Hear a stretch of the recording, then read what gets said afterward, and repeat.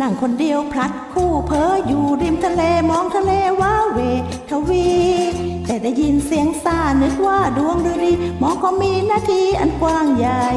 ไม่มีใครอยู่อีกเลยคู่เชยก็ไม่มาแล้วอะไรคลื่นซ่ามองหาอยู่ไหนฟังแล้วยังก้องไป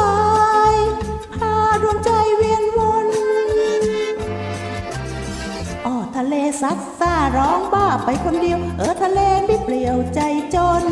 ถูกตัวเองฟาดฟางคุ้มคลั่งในกมลคงจะมีทุกข์ทนและมองไม่ว่าตัวเองอยู่ทำไมกุมอะไรหนักหนาหรือทะเลเป็นบ้าภาวะหวาดหวายฟังแล้วยังกลุ้มใจพาอะไรอาวรณ์เสียงยังดังมาทั้งวันเวลาทะเลบ้าแน่นอนรักคงร้อนร้อนมิเป็นอนอนเสียงดังไม่ย่อนสักวันแม้รักเราอับปางจะจืดจางร้างราฉันก็คงเป็นบ้าภาวะเช่น